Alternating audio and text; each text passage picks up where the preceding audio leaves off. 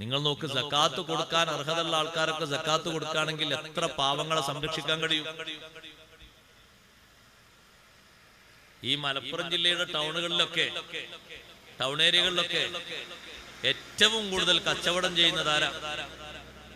നമ്മുടെ മുസ്ലിം സഹോദരന്മാർ ഇഷ്ടം പോലെ കച്ചവടം ചെയ്യുന്നു. ചെയ്തോട്ടെ, നമുക്ക് അതിൽ എതിർപ്പൊന്നുമില്ല. പക്ഷേ അവരെ കച്ചവടത്തിന്റെ ആ വർഷം തികയുമ്പോ ഒന്ന് കണക്ക് കൂട്ടിയിട്ട് കൊടുക്കാനുള്ള തുകക്കുള്ള വസ്തുക്കൾ വില അവിടെ ഉണ്ടെങ്കിൽ അതിന്റെ 2.5% വളരെ കുറച്ചാണ്. കച്ചവട വസ്തുക്കളായി കൊണ്ടുവന്ന് കൂട്ടിവെച്ചത് മൊത്തം വർഷം കൈവന്ന് കൂട്ടി നോക്കുമ്പോ ഒരു 5 ലക്ഷത്തിന്റെ വസ്തുക്കൾ അവിടെ ഉണ്ട്. എന്നാ അതിന്റെ 2.5% എത്ര കുറഞ്ഞാ നോക്ക് നിങ്ങൾ. 5 ലക്ഷത്തിന്റെ വസ്തുക്കൾക്ക് മൊത്തം കൊടുക്കേണ്ടത് അതിന്റെ 10-1 അതിന്റെ 20-1 2.5%. വെറും 25,000 രൂപ കുറഞ്ഞ ഒരു സംഖ്യയിലേക്ക് കൊടുക്കേണ്ടതുണ്ട്. 12,500 രൂപ 5 ലക്ഷത്തിന് അത്രയുള്ളൂ. 25,000 എന്ന് പറഞ്ഞാൽ 10 ലക്ഷത്തിന്. 2,500 രൂപ 1 ലക്ഷത്തിന് വെച്ച് കൂട്ടുമ്പോ 2,500 അല്ലേ 2% എന്ന് പറഞ്ഞത്? അത്രേ കൊടുക്കണേ. പക്ഷെ അത് കൊടുക്കൂല. സംഭാവനയും റിലീഫും മറ്റൊക്കെ കൊടുക്കും. ഈ നിർബന്ധ ദാനം കൊടുക്കൂല. അത് പലർക്കും മടിയാ. അത് കൊടുക്കുമ്പോഴാണ് അല്ലാഹു തആല വർദ്ധനവ് ഇങ്ങനെ കൂട്ടിത്തരുന്നത്. ഖുർആൻ പറഞ്ഞു അങ്ങനെ, വമാ ആതൈതും മിൻ സകാത്തിൻ തുരീദൂന വജ്ഹല്ലാഹ് ഫൗലൈക ഹുമുൽ മുളീഫൂൻ. അല്ലാഹുവിന്റെ പൊരുത്തം വിചാരിച്ച് നിങ്ങൾ കൊടുക്കുന്ന സകാത്ത് കൊണ്ട് ഇഷ്ടം പോലെ ഇരട്ടി വർദ്ധനവ് അല്ലാഹു തആല തരും. ഒന്നും ചുരുക്കൂല. കാരണം അയാൾ ആ നിർബന്ധ ദാനം കൊണ്ട് ജീവിക്കുന്ന എത്രയോ പാവങ്ങളുണ്ട്. ഫക്കീറുമാര്, മിസ്കീന്മാര്, കടക്കാര്. ഒരാളെ മനസ്സിലൊക്കെ എന്റെ കടം വീട്ടാൻ അയാൾ ഇക്കൊല്ലം തന്ന സക്കാത്ത് കൊണ്ടാ കഴിഞ്ഞത്. ഇത്ര ആശ്വാസം, വലിയ ആശ്വാസമല്ലേ സഹോദരങ്ങളെ? ഇപ്പൊ ആളുകളെ കയ്യിൽ സക്കാത്ത് കൊടുക്കാനുള്ള ആളുകൾ ഓരോ വർഷം കൂടി വരിക. മുമ്പൊക്കെ ഒരു 20 വയസ്സുള്ള ആളെ കയ്യിൽ ഒന്നും ഉണ്ടാവോ? ഇപ്പൊ ഒരു 20 വയസ്സുള്ള ആളെ അക്കൗണ്ടിലേക്ക് ഒന്ന് ടോർച്ചടിച്ച് നോക്കി. ഇപ്പോ സാമ്പത്തിക അവസ്ഥ ഞാൻ പറയാൻ അല്ലാഹു തആല തന്ന പുരോഗതിയാണ്. അയാൾ തൊഴിലെടുത്തുണ്ടാക്കിയത് നമുക്ക് എതിർപ്പൊന്നുമില്ല, നല്ല തന്നെ. പക്ഷെ ആളുകളുടെ കയ്യിൽ ഇപ്പൊ കൊടുക്കാനുള്ള അവസ്ഥ കൂടി വരികയാണ്, കുറവല്ല. മുമ്പ് ഒരു 10 കൊല്ലം മുമ്പ് അത്ര ആളുകൾ ഉണ്ടാവില്ല കൊടുക്കാൻ. ഇപ്പൊ അത് കൂടുതലാ, വർധനവാണ്. ആ നിർബന്ധ ദാനം കൊടുത്തേക്കാം. അതിലൊരു വിട്ടുവീഴ്ച നിർബന്ധമായി കൊടുക്കേണ്ട. കൊടുത്താലോ അല്ലാഹു തആല വലിയ സഹായം നൽകുന്ന ഒന്നാണ് വാഗ്ദത്ത ദാനം. വാഗ്ദാനം ചെയ്തു വെച്ച സംഖ്യയില്ലേ, വാഗ്ദാനം ചെയ്തു വെച്ച കാര്യമില്ലേ, അത് നിറവേറ്റൽ നിർബന്ധമാണ്, സുന്നത്തല്ല. നമ്മൾ പറഞ്ഞു ഒരാളോട്, സ്വന്തം സഹോദരന് ഉദാഹരണം കൂട്ടിക്കോളൂ, എനിക്ക് അല്ലാഹു തആല കുറച്ചൊക്കെ ഒരു സാമ്പത്തികമായ പുരോഗതി തന്നാല് നിനക്ക് ഞാൻ എന്റെ വകയായിട്ട് തന്നെ, നീ ഇപ്പൊ വളരെ പരിമിതമായ രൂപത്തിലല്ലേ താമസിക്കുന്നത്, ഒരു 2-3 സെന്റ് വാങ്ങാൻ നിന്നെ ഞാൻ സഹായിക്കും. തീർച്ചയാണ്, നീ സംശയിക്കണ്ട. നല്ലോണം ദ്വാരുന്നു, അല്ലാഹു പുരോഗതി തരട്ടെ. ഒരു 10 കൊല്ലം കഴിഞ്ഞപ്പോ നല്ല പുരോഗതി അല്ലാഹു തആല കൊടുത്തു. അപ്പൊ മറക്കരുത്, സെന്റിന് വില കൂടിയിട്ടുണ്ടാകും. പഴയ കാലം പോലല്ല. നിങ്ങളെ സ്വന്തം പെണ്ണുങ്ങളോട് നിങ്ങൾ പറഞ്ഞു, ഞാൻ ഗൾഫിലൊക്കെ പോയൊന്ന് മെച്ചപ്പെടട്ടെ. ഞാൻ ഈ ഉദാഹരണം പറയുമ്പോ ഞാനും പറയാൻ നിൽക്കൂല, കാരണം പറഞ്ഞാൽ കൊടുക്കണ്ടായിരുന്നിട്ട്. സ്വന്തം പെണ്ണുങ്ങളോട് പറഞ്ഞു, ഞാൻ പോവാണ്, പോയിട്ട് നല്ല റാഹത്തും സന്തോഷമൊക്കെ വന്നാല്, കുറച്ച് കടങ്ങളൊക്കെ ഉണ്ടല്ലോ നമ്മളെ കുടുംബത്തിൽ, നമുക്കൊക്കെ കടങ്ങളൊക്കെ വീടി എല്ലാ നിലക്കും റാഹത്തായി വന്നാല് എന്റെ സന്തോഷം കൊണ്ട് ഒരു 2 പവൻ നിനക്ക്. ഇത് പറഞ്ഞു പോകുന്ന സമയത്ത് ആകെ പവന് 10,000 ഉള്ളൂ. ഇതൊക്കെ പുരോഗതിപ്പെട്ട് തിരിച്ചു വന്ന് നോക്കുമ്പോ പവനാകെ 40-42 ആയി മാറിയിട്ടുണ്ട്. വാഗ്ദാനം അത് നിർബന്ധം തന്നെയാണ്, വീട്ടണം. ആ 10 കൂട്ടി 20 രൂപ കൊടുത്താൽ പോരാ, ആ 2 പവൻ തന്നെ വാങ്ങിച്ചു കൊടുക്കും. അങ്ങനെയാണ് അതിന്റെ അവസ്ഥ. അത് സ്കൂളിൽ പഠിക്കുന്ന കുട്ടിനോടുള്ള ഓഫർ ആണെങ്കിലും മറക്കണ്ടട്ട. ആ കുട്ടിയെ പ്രോത്സാഹിപ്പിച്ചു. 10ാം ക്ലാസ് മദ്രസയിലും 10ാം ക്ലാസ് സ്കൂളിലാണ്, രണ്ടിലും നീ നല്ല ഉന്നതമായ മാർക്ക്, ഫസ്റ്റ് മാർക്ക് വാങ്ങിയാൽ മോളെ നിന്നെ ഞാൻ ഉംറക്ക് കൊണ്ടുപോകും. അല്ലാ, നല്ല ഓഫറല്ലേ കൊടുത്തേ, ഒരു തെറ്റുമില്ലല്ലോ. ഇത്ര കൂലി അല്ലാഹു തആല തരിക.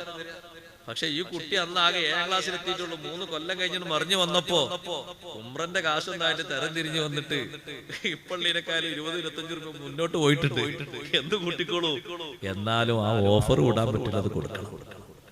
അത് നിർബന്ധമായ വാഗ്ദാനങ്ങളൊന്നും മറക്കരുത്. അത് വീട്ടന്നെ വേണം. നേർച്ചയാക്കും ചില സഹോദരിമാര്, ഉമ്മമാര്, ആവുന്നത് നേർച്ചയാക്കിയാൽ മതി. അതാ നല്ലത്.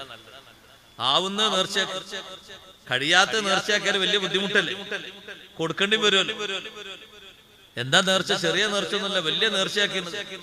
ആയിരക്കണക്കിന് ആൾക്കാർക്കുള്ള നേർച്ചയാണ്. സംഗതി മുറാദൊക്കെ ഹാസിലായപ്പോ പിന്നെ ഈ നേർച്ച വീട്ടാൻ പിന്നെ വല്ല പഴുതുണ്ടോ എന്ന് വേറെ ചോദിച്ചു നോക്കുകയാണ്. ഇവര് നേർച്ചയാക്കിയത്, വ്യക്തമായി പറഞ്ഞത്, നേർച്ചയാക്കിയതൊക്കെ അജ്മീറിലുള്ള 1000 സാധുക്കൾക്ക് ഭക്ഷണം കൊടുക്കാനാണ് നേർച്ചയാക്കിയത്. അപ്പൊ പിന്നെ ഇനി പതുക്കെ അങ്ങോട്ടൊക്കെ പോവുക, കൊടുക്കാന്നൊക്കെ പറഞ്ഞാൽ വലിയ പ്രയാസം. ഭക്ഷണം അവിടത്തെ കിട്ടും, പക്ഷെ പോകലും കൊടുക്കലൊക്കെ.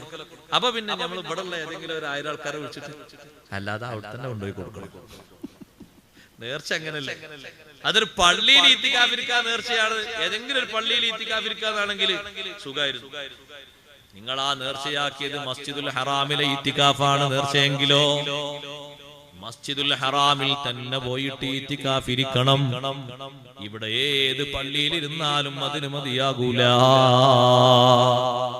മസ്ജിദുൽ ഹറാമിൽ ഒരു 10 മണിക്കൂർ ഈത്തിക്കാഫിരുന്നിട്ട് ആകും പോലെ ദിക്റും സ്വലാത്തും ഖുർആനോത്തും നടത്താനാ നേർച്ച. സംഗതി അല്ലാഹു മുറാദൊക്കെ ഹാസിലാക്കി രോഗമൊക്കെ മാറ്റി തന്നു. ആവതുള്ള സമയത്ത് തൗഫീഖിന് വേണ്ടി പ്രാർത്ഥിക്കുകയും അങ്ങനെ പോകാനുള്ള തൗഫീഖ് കിട്ടുമ്പോ പോയിട്ട് ആ നേർച്ച വീട്ടുകയും വേണം. മസ്ജിദുൽ ഹറാമിന് പകരം മസ്ജിദുൽ നബവി പറ്റൂല. മസ്ജിദുൽ ഹറാമിന് പകരം മസ്ജിദുൽ അഖ്സ പറ്റൂല.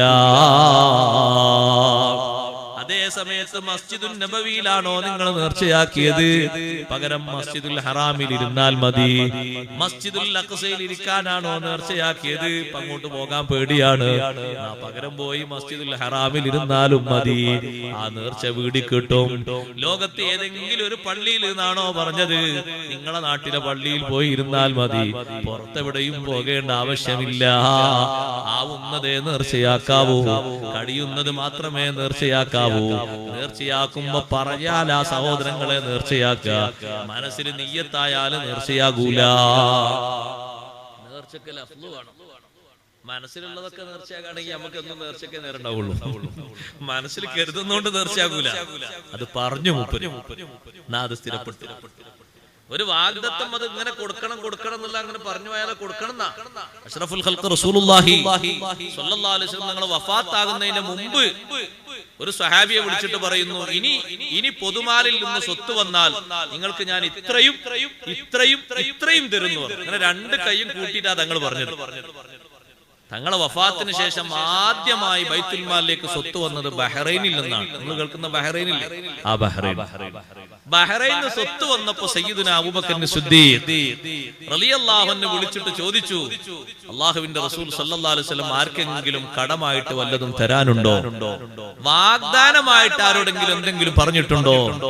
അങ്ങനെ പറഞ്ഞപ്പോ അതാ വരുന്നു ജാബിർ റളിയല്ലാഹു അൻഹു വന്നിട്ട് പറഞ്ഞു, എനിക്ക് വാഗ്ദാനം ചെയ്തിട്ടുണ്ട് വഫാത്തിന്റെ മുമ്പ്, ഇനി സ്വത്ത് വന്നാൽ ഇത്രയും തരുമെന്ന് പറഞ്ഞിട്ടുണ്ട്.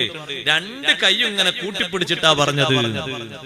അബൂബക്കർ സിദ്ദീഖ് റളിയല്ലാഹു അൻഹു പറഞ്ഞു, വരൂ, ഈ കാണുന്ന ദിർഹമിൽ 2 കൈയും വെച്ചൊന്ന് വാരിയെടുക്കൂ.